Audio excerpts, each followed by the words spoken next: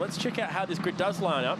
And it's the 2 points leaders, Randall and Lloyd, off the front row. Remember the last time we let them go off the front row? They nearly took each other out down there at turn 1, so this should be good. Goddard and William Brown will start 1 row behind them. Rowe out of the 3rd row, and Harry Hayek not having a weekend that he would like, considering this is his home race. He is a Sydney-sider. And this guy, Thomas Randall, the current Formula Ford champion, is one of those that have elected to put 2 new wets on the right-hand side of the car. A pair of 2nd place results for him so far, and he'll start out of pole position, ready for the final race. Wet conditions. The 2 points leaders off the front row. Can Randall close that gap up even further? We're away. Pretty even start for the 2 of them, but Will Brown is the man who's made an absolute cracking start. We're riding on board with Lewis Leeds. He's been inside the top 5 in both of the races today. And there is the mist. It's the Rooster Tails kick up. It's Randall who has that race lead, importantly, ahead of his championship rival down towards turn 2. It's close between Vernon and Goddard. Goddard didn't really revel in the wet conditions out of pole position in race 2 earlier. Went backwards, and Vernon squeezes through to 4th. And where's Nick Rowe? He's the man that we thought would be the one to watch. He's actually dropped back a spot from where he started. He's deep in the mist. Great start by Jordan Love. He's actually up to P6, just ahead of Nick Rowe. Lewis Leeds holding station down in 8th, on board with Vernon. Look at the spray. Oh. That's what the drivers are seeing. There's a car on the inside there as well. So they're 3 wide and very slippery. This is the resurfaced part of Sydney Motorsport Park, so it's just that shiny surface. You've got to be so careful you don't lock a brake going in. Look at that, 0 visibility. Goddard and Vernon side by side round Corporate Hill there into turn 8. This is wet. This isn't half dry, half wet. This is full-on rainy conditions right now. And the visibility almost naught. Thank goodness for those high-density lights. And the man who doesn't have to worry about visibility has opened up a 1.5 second lead already before the end of the lap. And that's what you want. You want clear track in the wet. The guy out in front doesn't know how grippy the road is because he's the pioneer. He's first there on the scene, on the surface, a bit like a rally driver, but he's got that clear visibility, no spray at all. But look at Will Brown. He's having a look out the inside of Jordan Lloyd. Jordan Lloyd moves across. I think he's going to get by here. No, just slots back in. So Will Brown just 1 point off the podium at the moment, so he wants to get on the podium for the round.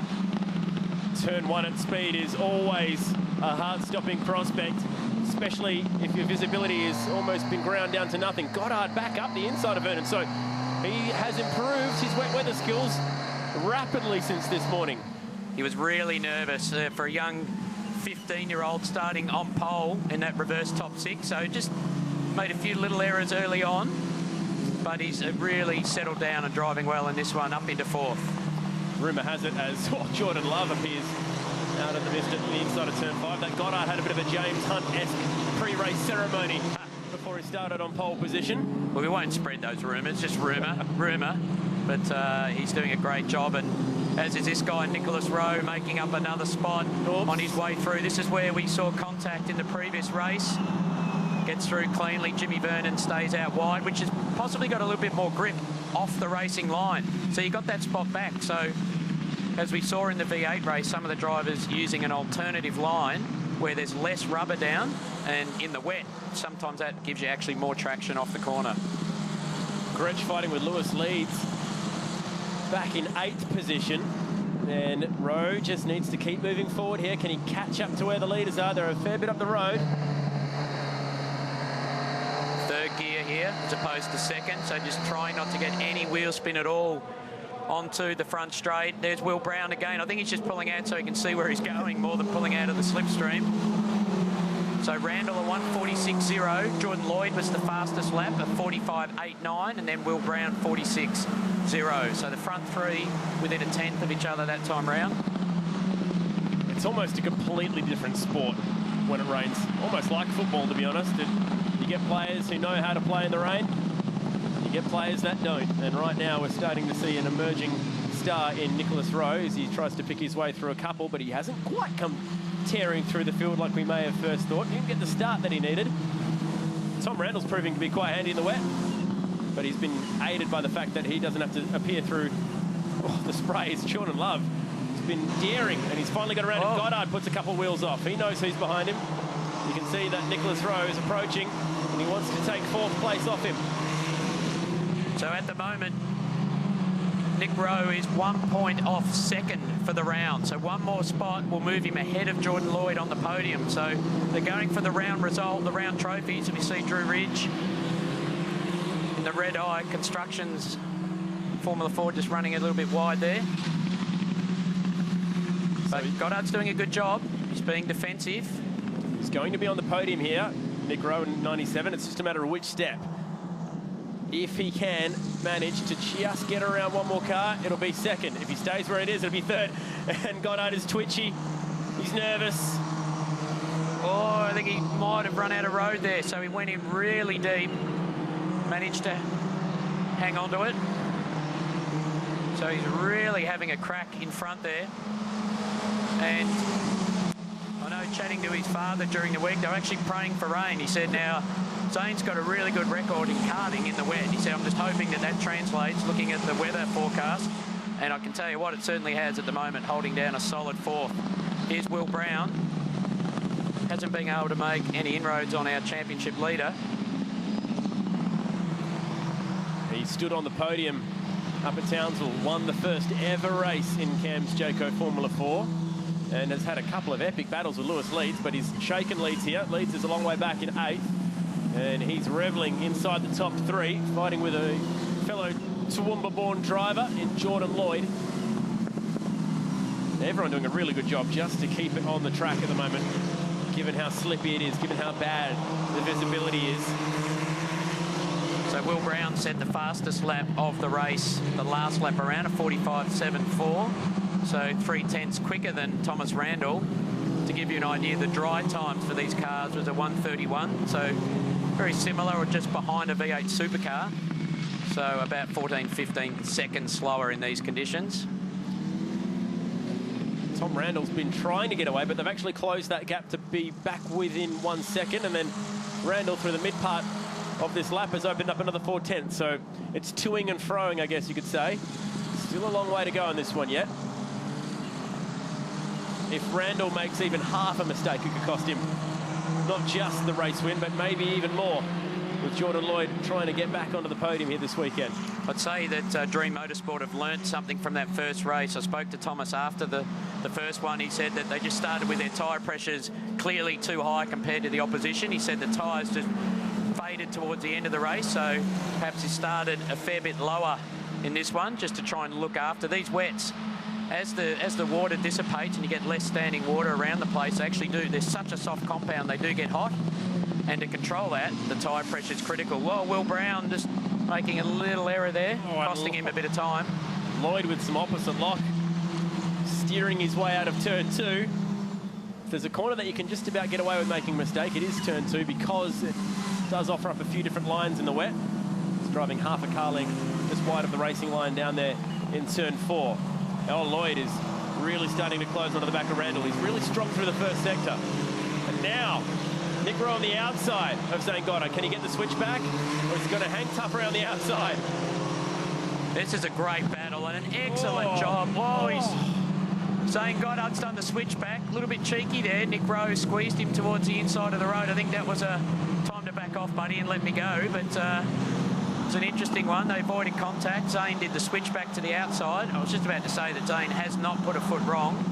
Nick got a really good run out of turn 5, 6. That was an open wheeler game of chicken on approach to turn 6. It was a matter of who's going to lift, and Nick Rowe forced Goddard to get off the accelerator on that occasion. That was aggressive, but he wants to get a move on, because every lap spent behind Zane Goddard is another second or so that he'll lose on the leaders. It's not over yet. 10 laps still to run on this one. Here's Lewis Leeds. This is the 2 onboard cars. So we should get a good view of this little battle. Jimmy Vernon in the Tool Force car up in front. You just make out the red flashing rain light on the back of the gearbox. Lewis Leeds just a little bit out of the toe there.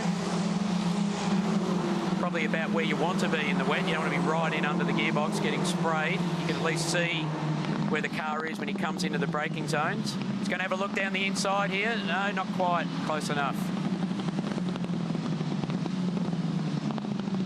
Love the sound of the turbo overrunning down there at turn 2. Almost a bit like anti-lag in a old school rally car. Also got that whistle sound in the turbo like the Sierras used to have back in the late 80s. Rowe is lighting it up now, trying to close down the gap between himself and Will Brown up in third. He's got 4.1 seconds to catch up. I wouldn't put it past him. And given the fact that he put a second on the field per lap earlier, I wouldn't put it past him that he couldn't even catch the leaders who were 7 seconds up the road. Well, Nick Rowe made a mistake there. Goddard's closed right up on the back of him. He just turned in a bit too late, I think, and got off the slightly grippier part of that corner. I wouldn't say it was grippy, but he got out wide and really struggled to get the car turned. So Goddard's closed in. It's not over yet. Zane's doing an excellent job staying with Rowe, and then it looks like Jordan Love just a little bit further back, also in the AGI Sport car.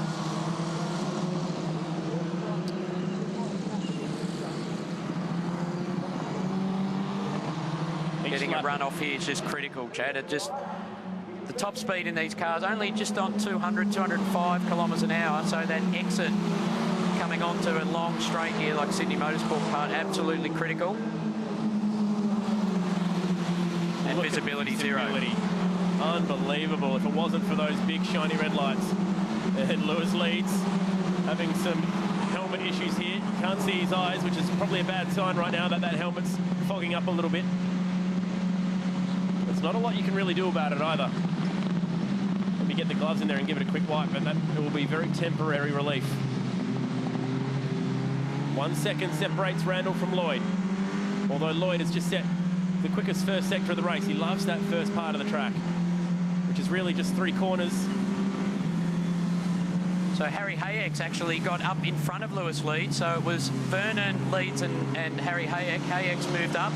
So I'm not sure if we missed something where Lewis ran wide, or Harry's certainly got some speed at the moment. So we know he started off the back and up to 8th, 146.76. So Will Brown, still the fastest guy on the track. We know he made that small mistake earlier, 45.1, and that's the fastest lap of the race so far.